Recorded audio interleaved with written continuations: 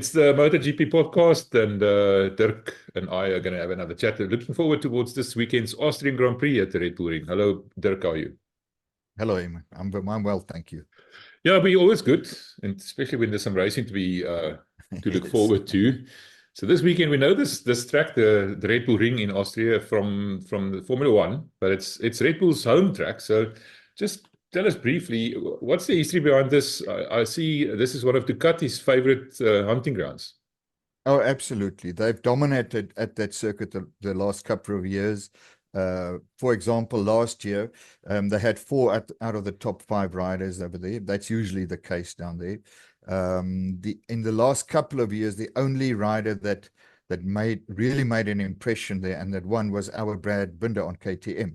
Remember, he won in 2021 in that famous rain-soaked race where he refused to go in to get rain tires when it started raining with about 5 laps to go. So he finished the last four on slicks, and that was his victory over there. He was also second there last year.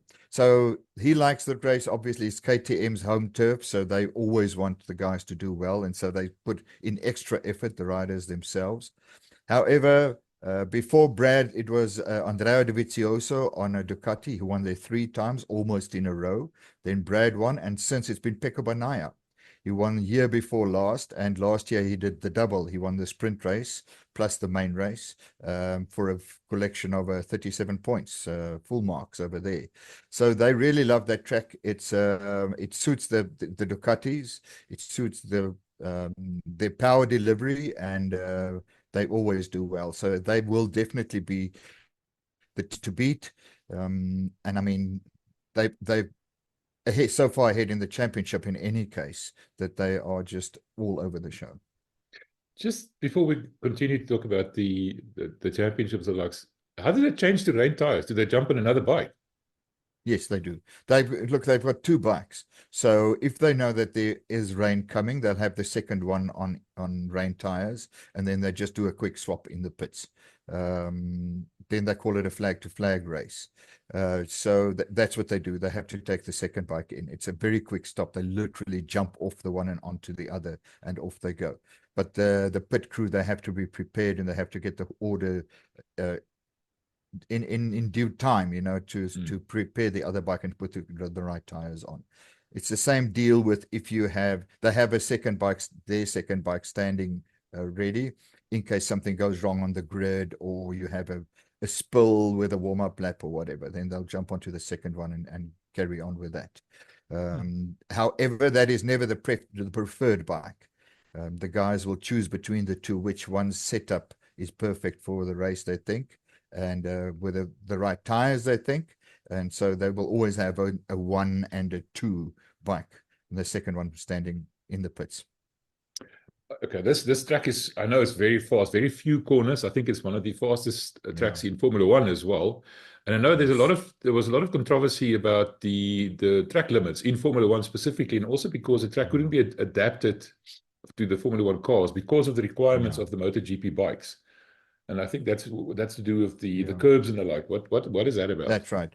That's absolutely right. The thing is with this, it doesn't have really long sweeping fast corners. You have really quick bits, and then you have tight corners, which puts a lot of strain on everything, on the riders and on the tires and so on as well. So you really have to manage your tires, and you have to stay away from the curves, because you can spills are quite common here, especially in the first corner after the pull away. So they really have to watch it. And as I said, you have to look after your tires, which we will come to him later on, could benefit Enea Bastianini. Yeah, talking about Enea Bastianini, he was the star of the show last weekend in Silverstone. Won both races, made up 37 points. He's now 49 points or something like that behind. 49 adrift, of the leaders. And the thing is that you can make that up quite quickly if you make 37 points in a weekend. You can if the others make mistakes, if they get tangled into each other, if they fall, or if they have a mechanical problem, which doesn't happen often, but if they fall or have a spill, that sort of thing, or just get right off the track, for example, then you're right up there, especially in the latter half of a race. So 37 points is a lot. You know that earlier this year, um, Pecco Bagnaia was 39 points behind Jorge Martin just after the race in Catalonia. And he made that up in about 3 races. So as soon as the one rider drops off or drops back, the points are up for grabs. So he took over the championship, and it's only been at Silverstone where Jorge Martin took it back, and now he's 3 points in the lead. So it can be done. And we are actually now, I mean, the recess was done before Silverstone, but actually we are exactly halfway now. So a lot can still happen. There's still about, if you win every single race and every single sprint, you can gather about 340, 330 something points. So there's a lot to be played for. This is what I like about MotoGP. It's not as predictable. Mm. You know, anybody can fall on any given day, and they've done it. You know, Yeah. Martin, we've seen many times now crash out while he's in the lead or make a mistake and then lose the lead. Yeah. That kind of a thing. Bagnaia has fallen. Marquez has fallen. Everybody has taken a tumble somewhere along the line, and that makes it Yeah. exciting. It keeps it exciting. I mean, there's only a 3 points difference now between number 1 and number 2, which is the closest it's been since the start of the season. Absolutely. And the other thing you must remember, if the guys get hurt, you know, unfortunately, but they do get hurt. So if you have to sit out another 1 or 2 races because of an injury, or you have to withdraw, you know, we see it all happening all the time, or you're not up to scratch, you're not up to your own performance level because of an injury, then you lose out. That's what happens if you fall. Often if they fall, and it can happen so quickly. You know, we saw that last year exactly at this track. Jorge Martin was involved. There was a huge pileup in the sprint race in the first corner, and the marshals determined, or the organizers determined, that he was responsible for that, or partly responsible for that. So they gave him a long lap penalty, which he had to do during the race on the Sunday, and he struggled to qualified 12 to do the long, came up during the main race, but up until between the front runners, but then he had to fall back because of the long lap penalty, and he finished in 7th, which was a huge blow to his championship effort, you know, at that, specifically at that stage of the season. So you can't afford to make mistakes like that, because it counts against you. As much as he liked, as he, you know, he stuffed it up last year, he actually likes this track. He won his first MotoGP year, if I'm not mistaken. He did. Yeah. He likes the track. As long as he doesn't get carried away, he can get a good result here. And Bastianini, what does he like? Does he like this track or not? He hasn't really performed all that well over here. He hasn't won. He hasn't been right up with the front runners all the time. So it will be an effort. However, right now he's so positive, you know. Davide Tardozzi, the team boss of Lenovo Ducati, said when he was asked what's the difference, what happened, why is Inea there now, he said it was purely a mental thing. During the recess, he went home, and they had long talks with him. His engineer visited him over there. They had long talks, and it's all a mental thing. And he's changed that. You know, he's got a better attitude, and then he rides better.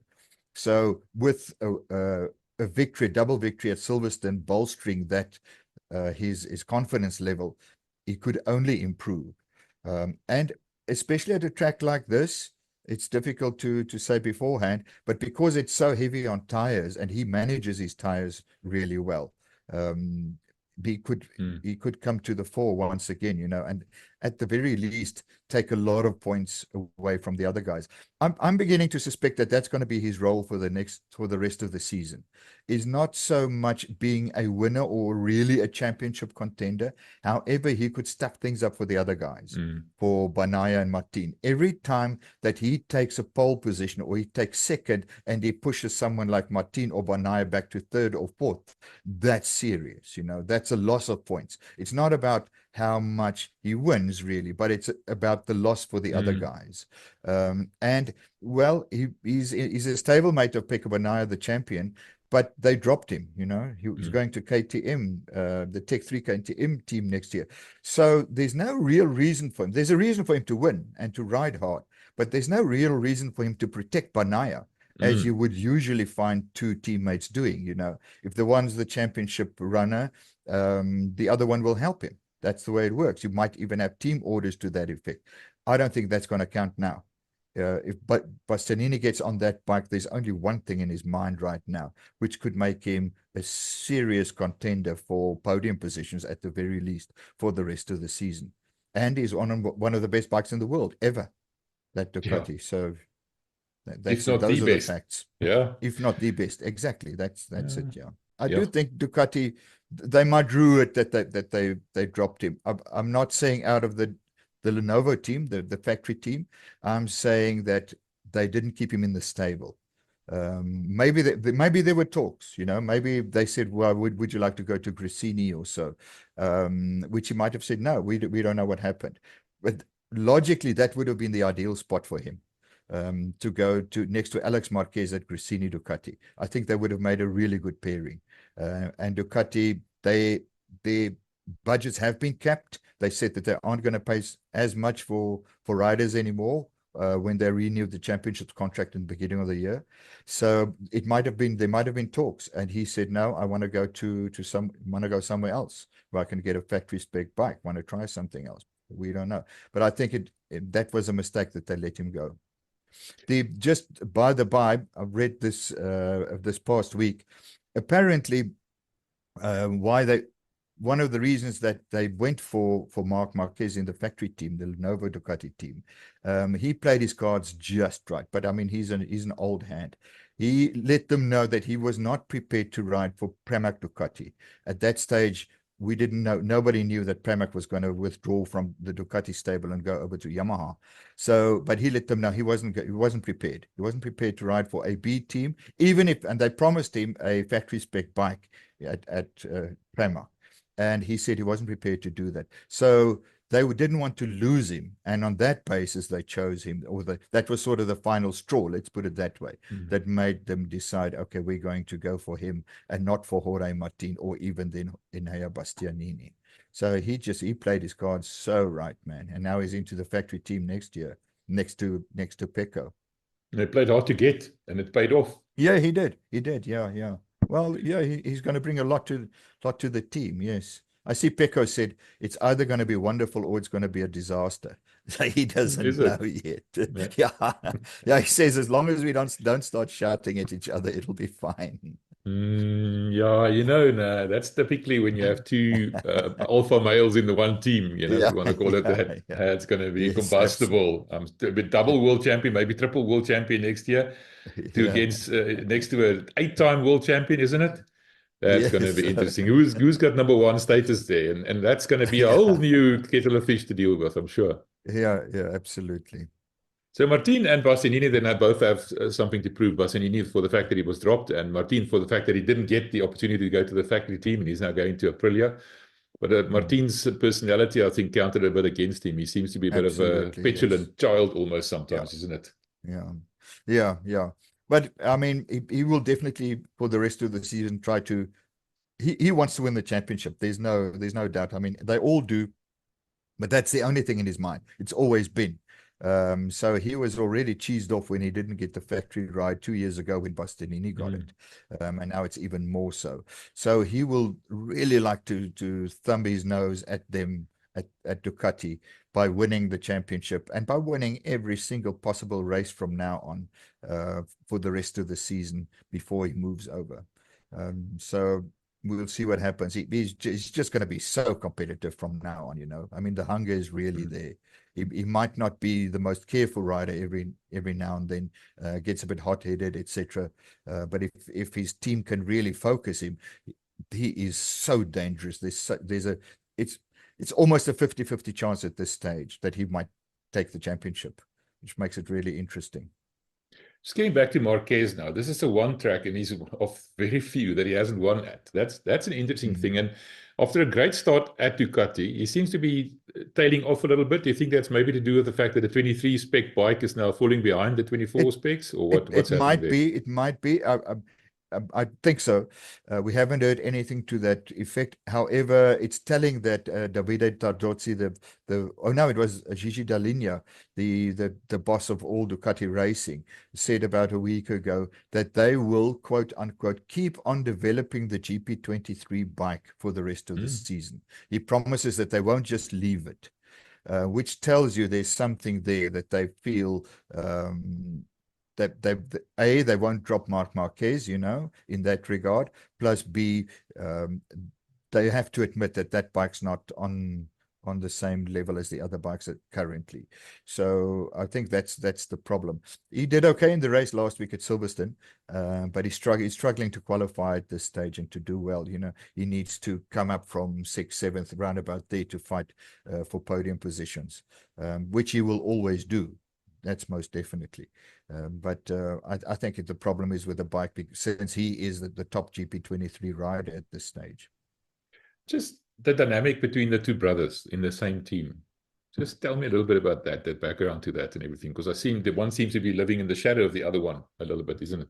It has always been that way. I mean, how difficult must it be to come into the same arena as your older brother, who is absolutely the best?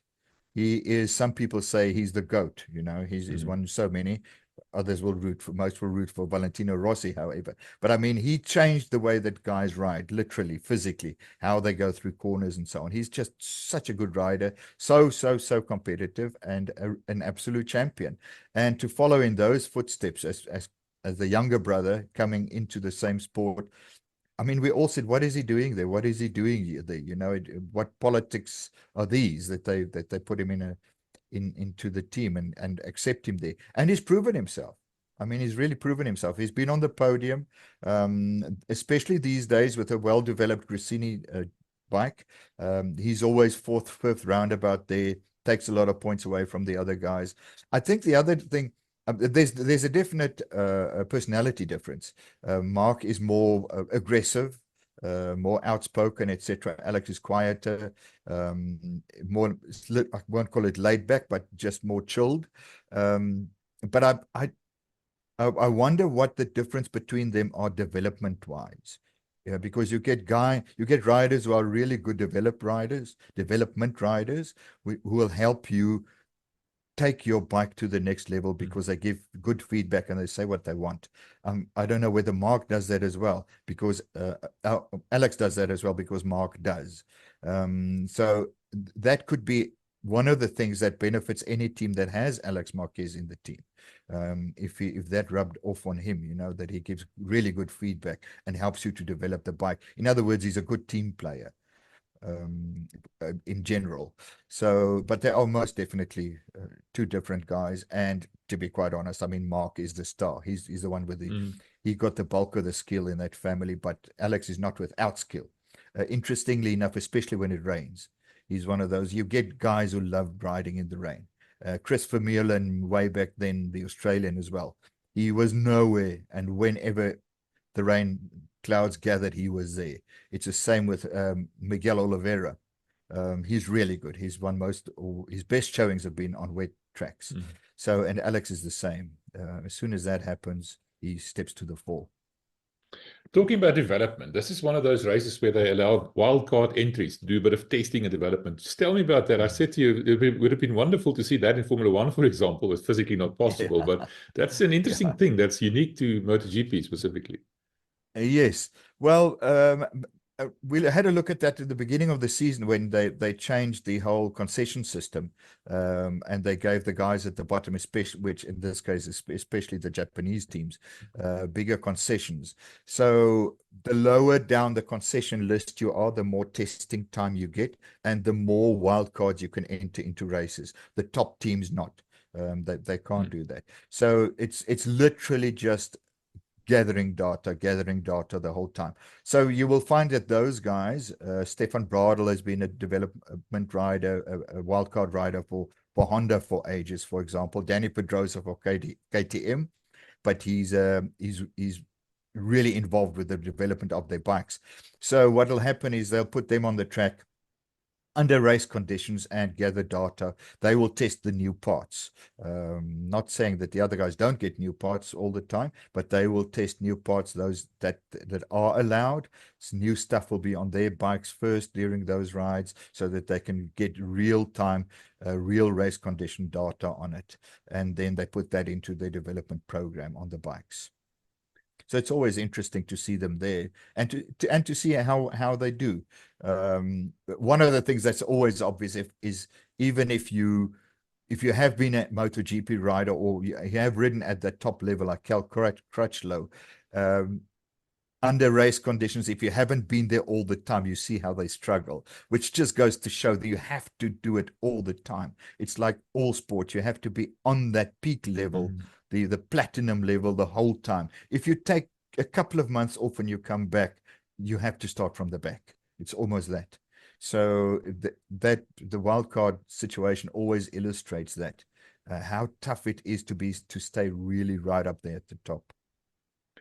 Of course, this is the home race for KTM, and it's also Red Bull's home race, which is KTM's main sponsor. But KTM is not at the best of years. Acosta on the second team is actually outscoring Brad Binder at the moment. They have to do a bit of homework here. They don't want to lose face in front of their home crowd, I don't think. Yeah. We'll see what they come up with. We'll see what they come up with. I'm not too sure. Acosta needs to come back. He needs a little bit of a comeback at this stage of the season. He's dropped back. All the KTM riders have struggled with the bike, with the chattering and the tire grip. But he has dropped back a little bit. There has been a fall or two. It's that sort of thing. So they will all have to pull out all the stops. It'll be interesting to see what KTM brings to the party, though. I'm not too sure what they are busy with at currently. I heard someone who has close contact with a garage and who travels with them say that one of the problems might be that they are struggling. They are trying so hard to develop the bike that they keep on putting new stuff on. We saw that in the beginning of the season with the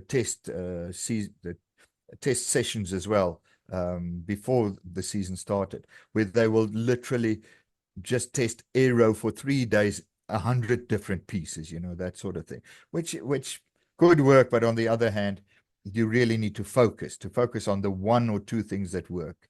I mean, they did really well in the beginning of the season. Brad was right up there, second in Qatar, the season opener. So why did it drop off? What happened? It was the same tire back then. What did they change? Not only how did everything else change, but what did they change? And how could that affect their racing? So it'll be interesting to see what they come up with technically right now. And they will try their best. They will absolutely try their best in front of the management at the Red Bull Ring. You mentioned before Brad's 1 year before, and he likes the circuit. Yes, even on a wet track, he still does well. Do you expect him to do a bit better? Depending on the bike, definitely. He was second here last year as well. So he's always performed really well here. He loves it, as I said. I think the straights and the type of corners over there suit his riding style, and he will definitely try to prove himself in front of the bosses.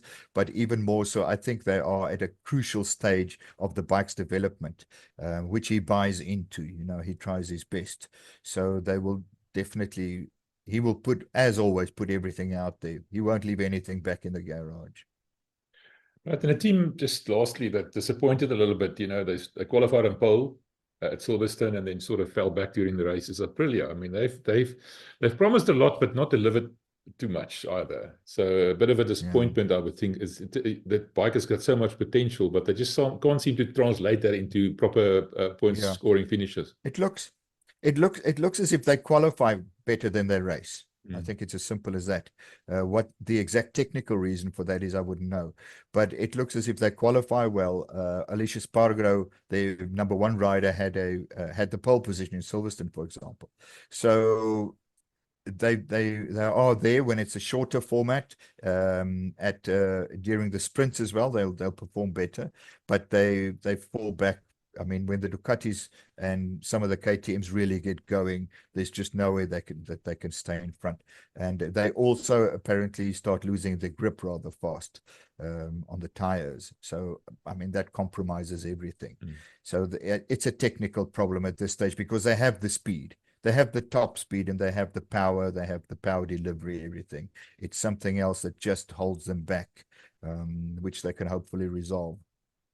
And I see Trackhouse is now also getting 2024 spec bikes. That's interesting. Yes, absolutely.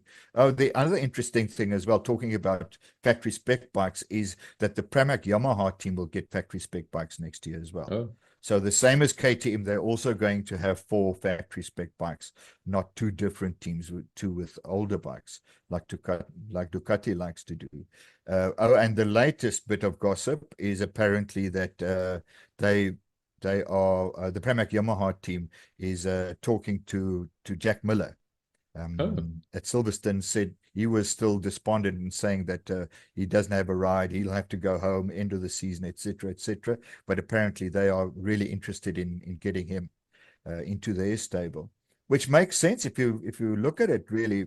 I wonder why it hasn't happened before, actually, because he has ridden for Pramac before, at Ducati before. He went to Ducati Lenovo for the factory team, and then he was lifted out of the team by Enea Bastianini. So there's that. He knows the team, they know him. The other thing what Yamaha is apparently doing is the same as KTM. If you look at who they are getting to back up Fabio Quartararo in that garage, Jack has ridden for Honda, Ducati, and KTM. So he knows how they work. He knows how their minds work. He knows their strategies, etc., etc. So they can learn a lot from him. So it seems it makes sense if you look at it in that way, that they might want to get him in as a developmental rider to develop the bike for them for the future as well. Hopefully to do well, but to develop the team, the second team, and to develop the bike as well. It wouldn't make sense. And I think, if we have to be honest, it's what happened at Trackhouse. If Trackhouse had gone for a really good veteran in that team as well, and not two, they weren't rookies, but not two younger riders, they could have done better, possibly. Because you score all that knowledge, you score that, especially if you have to develop a brand new team. I think it's worth gold if you have someone who has been on that in the paddock for quite a while. Just lastly, Honda seem to be treading water a little bit. I know they've been doing a little bit better, but I would imagine Pramac knows something about Yamaha, which is part of the reason they made the decision. They're not going to jump into a team jump into bed with a team that's going to be significantly worse. There must be something in the works there. But Honda doesn't seem to be getting anything right. I can't really see them improving, or am I mistaken? Yeah. Apparently there is improvement, but there's something going on there apart from them trying to develop the bike. And that is that they are, as I said, of KTM, which could be a problem at KTM as well. I'm just guessing, but it could be. But apparently it is happening at Honda, that they are trying too much, There are constant changes the whole time. And if this piece doesn't work, immediately they put on another one. They put on another one. They try this, they try that part, that sort of thing. And I don't think there's a holistic look at development of the bike. And the guy, now I'm quoting Robert Portman, who is a South African ex-racer, journalist, motorcycle journalist, and he travels with the circus over there, MotoGP circus. And he said that he spent time with them, and the only one who says no is Luca Marini. Luca Marini is, when they do development, he says, this isn't working. I don't want it on the bike ever again. So throw it away. And then they go for the other stuff, or they stick with the stuff that works and just try to change the bits that don't work. And that's why he's doing the best, last weekend especially. Johan Zarco is still up there because he's been on the Honda for quite a while and he's such a good rider. But apparently Luca Marini is their points man at this stage amongst the 4 of those riders in developing their bikes. And you can see it in his results. He's steadily creeping up. So maybe that's what teams need, is you can't just scratch around in all the parts bins. You have to make a decision and you have to decide this is what I'm going to do. And apparently he does that, Luca Marini, which makes me wonder if that's not a VR46 Academy thing, because Pecco Bagnaia does that as well. If something doesn't work, he just says, no, I'm not going out on a bike if that's still on it. You know, I'm not going to try to make it work. I ride fast. You've got to put the right parts on that makes me go fast. And Luca Marini, who's his mate and comes out of the same academy, he's got that same attitude. So yeah, Honda could steadily creep up, but it seems as if Yamaha does have a plan, a long-term strategy. That's what convinced Fabio Quartararo to stay as well. They sold something to him, and they sold the same plan to Pramac. What it is, we don't know, but they sold the battle plan to Pramac and to Fabio. So we might see them crawling back in a year or two. Okay, Dirk, thank you very much. We've run out of time. I look forward to this race. So we'll talk about it next week. What happened and whatever happened. It's always a spectacular race. It's always wonderful to watch. And it's such a beautiful track as well. You know, the surroundings and that big Red Bull over there and so on. It really looks good. We'll be back on Tuesday for a race report. Yeah, we'll be back on Tuesday for a full race report to tell you what happened. And to the viewers and listeners, if you have any comments, please drop them below or let us know if there are any questions or anything you have us discuss. That's what we're here for. So we'll see you next time. Yeah, please make use of the comments. I'd like to hear from you. It's always nice to have a chat about one of our favorite sports. Thank you.